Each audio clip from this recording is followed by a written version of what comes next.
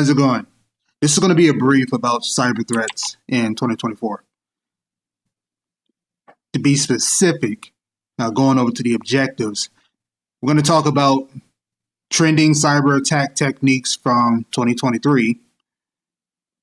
I'm going to talk about some expected issues and trends to come in this year, 2024, and some recommended countermeasures for individuals and businesses, mostly specific to the U.S., but many of these statistics, regardless of where you are, if you operate worldwide, this is still stuff to be cognizant of, because trends somewhere someone else can give you ideas of what could be to come in another location.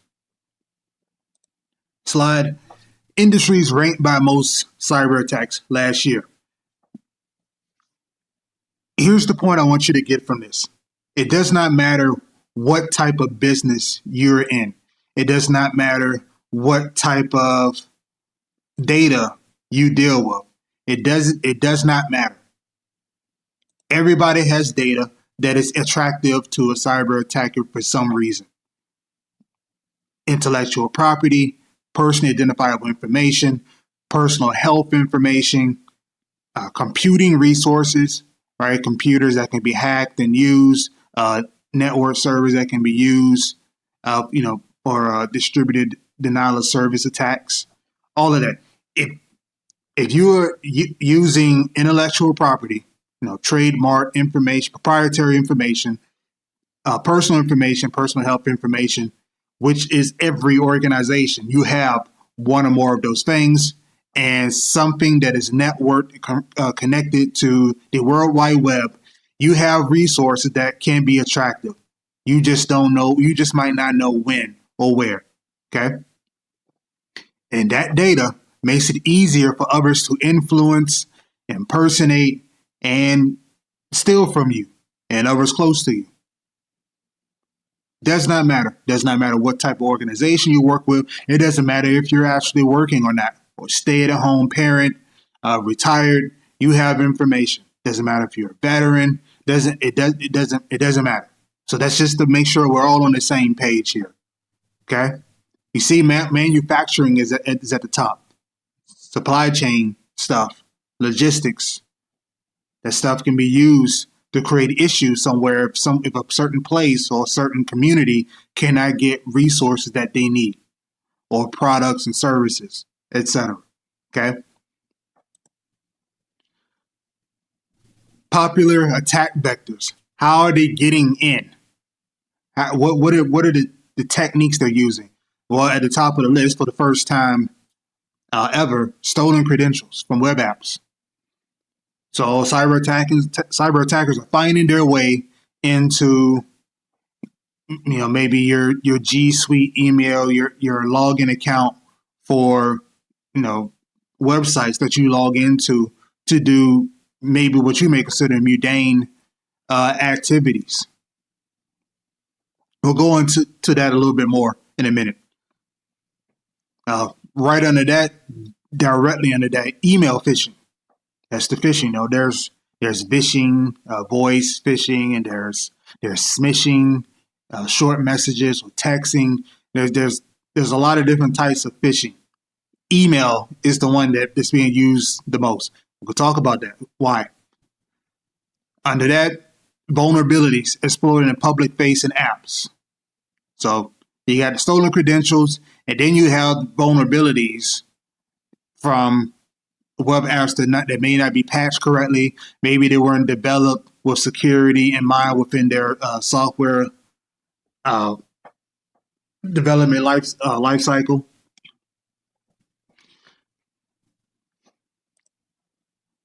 All right, let's go into detail. So, number one, going back to the stolen credentials on web apps. Again, I talked about it. It's the first time that it was considered the most common entry point. And that's a 71% increase from 2022 to last year. Most of the cloud assets that are sold online, on the dark web, that's what they are, the user credentials. And just to give you some notable examples, file transfer tools, move it, go anywhere.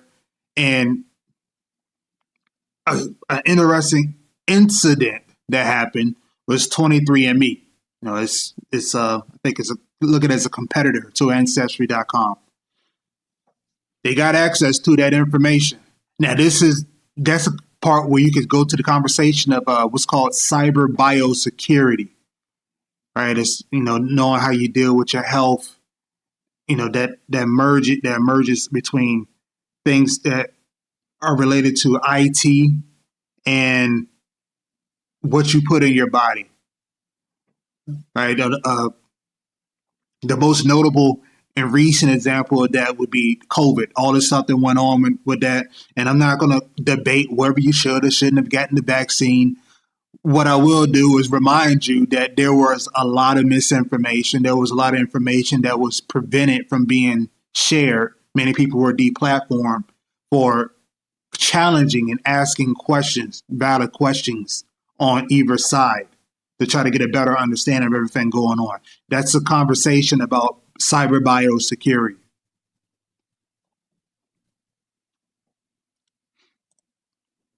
Going into detail about email phishing, business email compromise, BEC attacks, shot through the roof. They went up.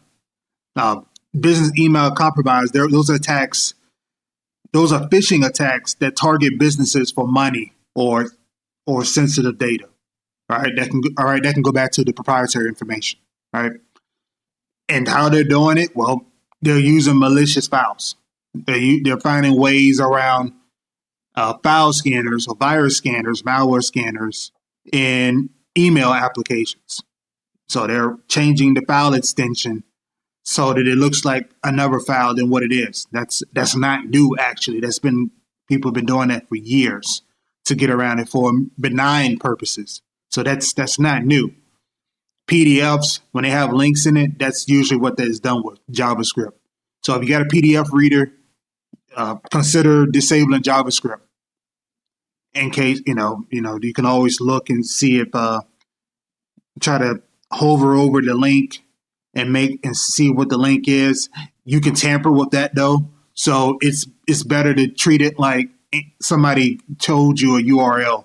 Go type it in the search engine and make sure it's legit. So consider disabling JavaScript in your PDF reader if that's an option. Vulnerabilities exploited in web apps. These are a couple of examples of how easily this can be done. There are free vulnerability scanners online. There are free system scanners online. The most popular self-hosted website builder or content management system is WordPress. One of the most popular WordPress security scanners is WP Scan. It's free software. Matter of fact, there are plenty of websites out there that have a graphical wrapper for WP Scan. WP Scan is a command line interface tool. But when I say graphical scanner, I mean you can go to a website and you will put in the WordPress domain and it will work as if WordPress in the WP Scan will work, and it will give you those results in a more human readable, more readable format. If you want to look at HTTP system headers, that's usually information about what OS you're using and what version of that OS. It can also show the web server version. It can give plenty of information on that. So let's say you could use a tool like Mozilla Observatory or security headers. I'm not sure. I don't want to say the top level domain because I don't remember which one it is. I think they've changed it. Yeah, I'll say that. I don't remember if it's .com or .io. It may have changed. But those tools do the same thing. They look at the HTTP headers for a web server. So let's say you're using So depending on if you're with a GoDaddy or HostGator, DigitalOcean, it may show that you're using, Nginx or Apache. Well, that's going to mean most likely Linux, IIS, Windows, all right, ASP, Windows. A lot of information will show up in there. What version of HTTP are you using? 1.1, 2, 3? All of that stuff can show there. And that's information that your computer can get if you're on at least on Linux and BSD. You can just type in curl dash dash head and then the domain, and you can pull those HTTP headers just the same. Same thing with DNS reverse lookup scanners, MS Toolbox. That's a website you can go to and you can pull the DNS records for a domain unless they have that blocked. Many sites don't have that blocked. So you can look and see, sometimes also who is information, which would be the domain registration information, who registered and stuff like that. They don't have domain privacy. You can see the web server IP address. You can see the email server IP address, which can tell you where they're storing email. If they're using a web app, Google, a Workspace, G Suite, whether they're using a Cloudflare as a content delivery network and as a firewall, because it does multiple things. You'll be able to see that when looking at the name server records. All of that information is freely available for most sites out there. Common tactics per Verizon data breach investigation report. The most breaches involve the human element. That goes right back to phishing. That goes right back to phishing. Phishing, social engineering, people being tricked, people making mistakes. Under that, you get ransomware. We haven't talked about it much yet, but ransomware is still an issue. It may not seem like a hot topic, but it is an issue. We'll talk about why in a minute. Misconfiguration errors. You purchase a new firewall, a new malware scanner, but you didn't configure it well. Maybe there was an update and it changed some things, and you didn't go back and reconfigure some things and make sure it works as intended. Maybe you didn't test it, right? Maybe you didn't test your settings well. Do some type of penetration testing. Third-party supply chain and other software. When things need to move, there are different types of software that have to work. Software and hardware that have to work in unison to get that software needs to go. If one of those things go down, there's either a manual process that has to be used for continuity, or things come to a halt. Top OWASP web app risk, security misconfiguration, ID and authentication issues, access control issues. Now going to the ransomware. As I said before, it may not top charts in regards, compared to other things, but it's still a big deal. In the Sophos ransomware report, 2/3 of organizations were affected by ransomware. They had to deal with. It may not mean that that they had to pay or not, but they had to deal with it. They had to deal with a ransomware attack, a ransomware attempt. Almost half of companies have a policy to pay. Now that could bother some people, and if you read about cybersecurity, you probably read enough to know. People say, look, do not pay. Don't pay. Do not pay, because then that encourages cyber attackers to do it again. I've been in meetings where people talked about these types of issues, and this isn't new to me for that exact reason. It's been said. Listen, we know you're not supposed to, but there are companies out there that are going to do so because they don't have a choice. They have to hope. They have to hope that the cyber attacker will do what they say they will in giving the data back, because the company doesn't have recent backups or recent verified backups, and they don't have some type of disaster recovery incident response plan for how to deal with it. Maybe they don't have the manpower. Maybe they don't have the tools in place. They're ill prepared to deal with that. So when that 42% pays, very few of them get that data back, but they're hoping. So that goes back to the reason as to why backups are so important. Why it's so important to have verified recent backups, and there are ways to automate that. That's stuff you got to figure out between your own systems and networks. And it's the same individuals and businesses. Individuals have the same ability to do that. Yeah, you may have to find a different application that can do it. You may have to learn something that can automate tasks, but it can be done. Okay.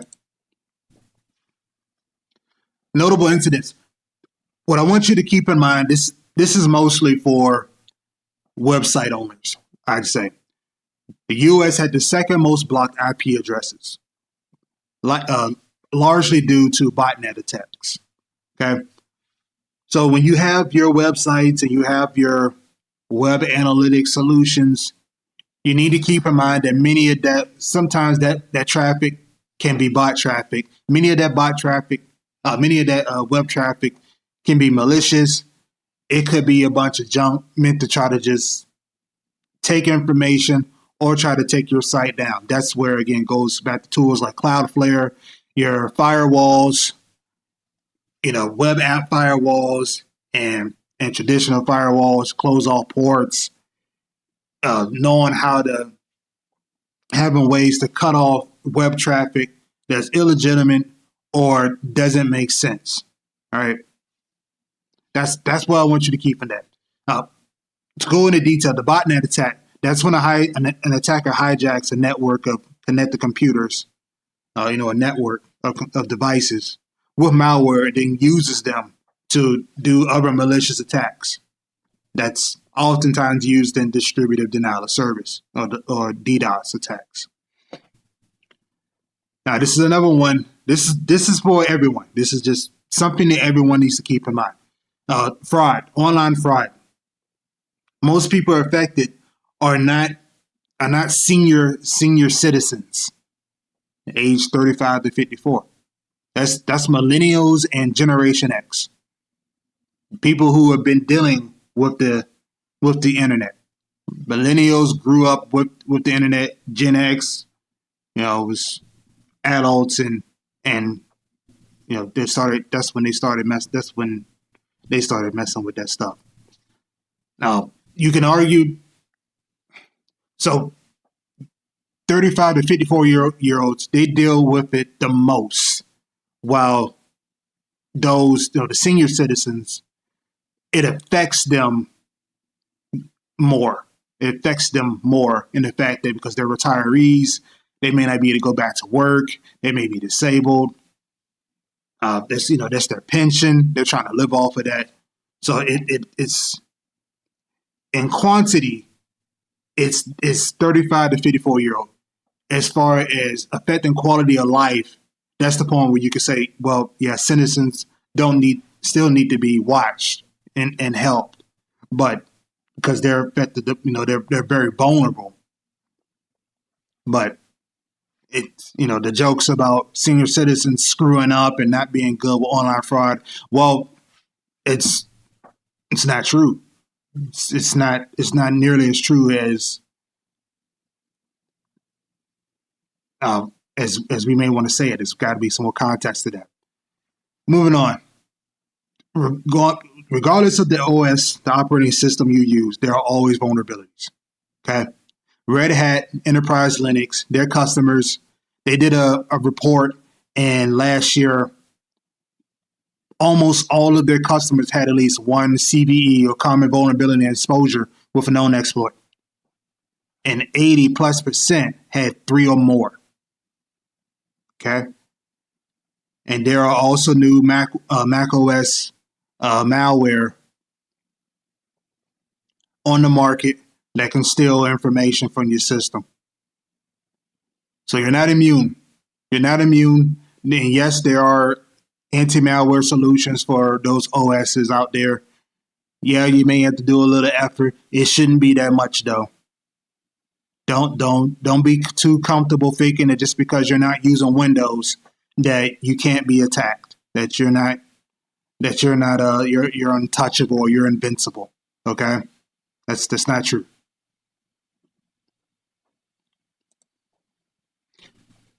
So approaching the artificially intelligent elephant in the room. I hadn't said anything about it. Why? Well, we know that AI is being used to deepfake multimedia and to help with phishing. And it can be used with election tampering. Now, election tampering, to be specific, that can mean messing with election related software, hardware, IT systems, or creating content to confuse and push out misinformation to sway votes and ideas. Both of which we've already dealt with, and we have to expect that there will be more to come with that. AI can create a phishing email, a convincing one, in about 5 minutes, where it takes 16 hours on average for a human to do that. And because of that, partially because of that, phishing attacks have increased 1,000+%. We know that the growing AI usage is getting away from us. Is outpacing our knowledge of it and knowledge of using it. However, this to bring things back in context, bring things down to earth so we have an understanding of what's going on. It's not being used as much as mainstream media and some of the generative AI tools themselves, if you ask them, are alluding to or saying or giving you this idea of. Is many times being used poorly in ways that it's not ready for. It's not ready for prime time usage in many of the use cases. And trying to figure people out, facial recognition. There was a documentary, I think it was called Coded Bias, where they talked about, and this isn't new, there are other platforms that have talked about this. AI facial recognition does a poor job of recognizing and identifying non-white faces. So, black and brown, black Americans and others, right? That's an issue. So if you're using AI for facial recognition and you're not doing any quality checks, quality assurance to make sure of it, you're just taking the AI app's word for it. Well, now you got a problem, right? So that's an example of misuse. It's not necessarily a cyber crime. It's just someone trying to, save a buck to boost the bottom line, but not properly using AI in a way that it's ready for. All right. And it's believed that this will not be much of an issue as far as AI enhanced attacks until a tool reaches a 50% market share. And that's part of the reason why, if you look at the stats, the AI enhanced attacks haven't spiked only when you talk about deepfakes. That's obviously going to keep raising. It's the election year in the US. So, it's expected that will continue. And on the bright side, most businesses are using AI. They're trying to find ways to use it. I talked about the misuse, but they're trying. All right. So there's progress on both sides. So what should we anticipate? It's June now, so we're halfway through the year. What should we anticipate to happen before the end of this year? Well, likely more ransomware. In February 2024, there were 7 ransomware attacks. And those ransomware attacks, they demand about $450,000. Because again, healthcare, PHI, that can be very useful information. Very useful information, right? So if a company gets locked out of their data and they don't have a contingency plan, they may be that close to 0.5% that try to pay for it and hope to get it back. Internet of Things devices. Many of them still aren't being getting firmware updates on a regular basis. Maybe they're not shipping with great security authentication. Maybe they're shipping with weak security settings because, that can be faster at times. That comes at a cost because those weak passwords, those weak security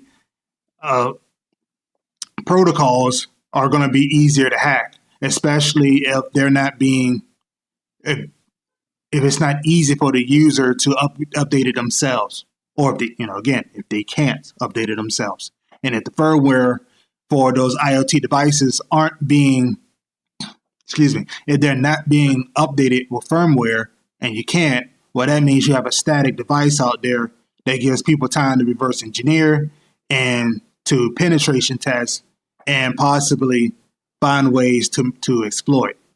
And there won't be much of anything that many people will be able to do about it unless they're signed up to newsletters, they're following that social media, following them on social media, they're paying attention to what's going on with the IoT device, which unfortunately isn't the case. It's difficult to do when you're buying a lot of hardware. So, and in some cases, unfortunately, it may not be the manufacturer that gives you that information in the first place. You may end up having to go into another website, Hacker News, or find out through social media or some other way. And expect more AI usage, good or bad, but gradually. So some recommendations for everyone. Updates, backups, password managers. Do backups. Find an application for your systems where you can do backups and verify that they work. Find a way to test them. Find a way to be the test, the restoration process for those files and make sure that they work. Do your backups. Do your security backups. Don't wait. If you got something that you need to make sure it works, find a way to test it in test it in a virtual machine. Do your research on the application and just updates and see what's in the change log. But backups, updates, strong passwords, and password managers. Your internet browser is not a great password manager because there have been malware attacks, cyber attacks that would breach the browser and pull that information. So go find Bitwarden, LastPass, or KeePass. Go look into them. Go look into the options. I recommend something that you have on the system instead of something on the network like LastPass, because they had a point where people couldn't access LastPass. That means people couldn't access their passwords, their user credentials. But again, find something. All right. HaveIBeenPwned.com. That is a website. Again, look it up. Don't just immediately go to the website. Search it in the search engine to make sure it's legit. Do your research. You can use that site to see if your email account has been included in a breach. The only thing that security researcher does is pull data from what's already been breached. He's not doing anything. He's not hacking people. He's just pulling breach data that he's able to find from elsewhere, but that's already been exploited. And you can put your email address in there, and they'll show you these are the breaches that your email address is included in. If that's sketchy for you, understandable. It's an option. Trust but verify multimedia. Do reverse searches at times, and keep in mind that not everything that you see is going to be legit. AI, deepfake stuff has become pretty convincing. Consider virtual private network software, but keep in mind that that itself is not going to give you not going to give you security. It gives you a level of privacy, But if you're going to get a VPN provider, you're going to get a VPN application, you need to understand whether or not it provides SOC 5, which deteriorates someone's ability to track back where your actual location is, and check their logging policy. Do they comply with requests for your data? That's something you need to pay attention to. Create a family passcode, a challenge response, so that when somebody wants to impersonate you talking to one of your family members, you can say something, and if that impersonator doesn't say the right response, you'd be like, something's not right here.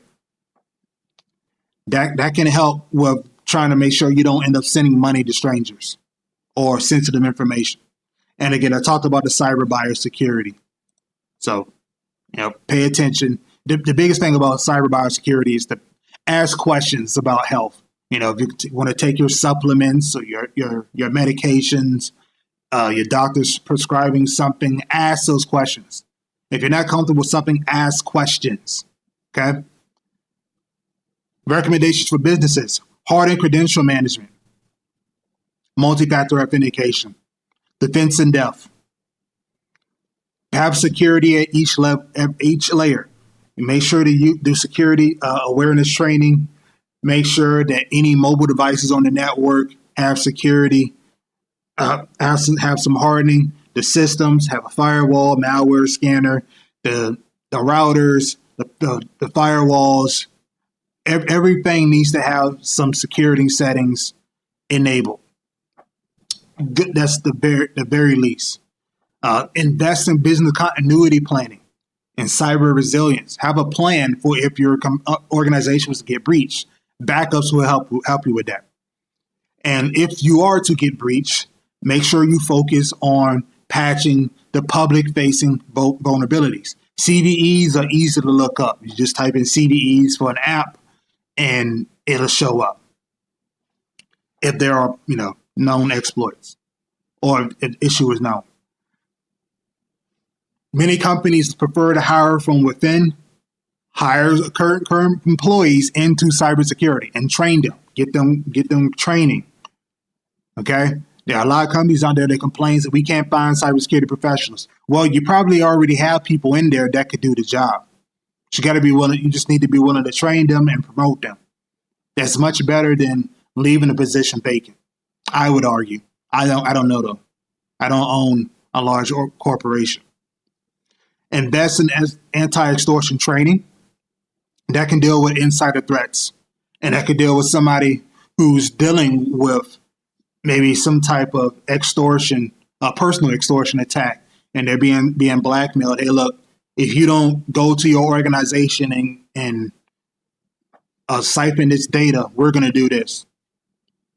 And a final recommendation: IBM Skills Build. That's a platform that I recommend to everyone. Skillsbuild.org is by IBM. They have a lot of cybersecurity training, data science training, AI training, and more. The last page is just a bunch of references, starting with the IBM X-Force Threat Intelligence Index, the Verizon Data Breach Investigation Report, the CrowdStrike Global Threat Report, and various other links. You got questions, comments, concerns? Let me know. All right. Hope you enjoyed. Hope you learned something. Take care.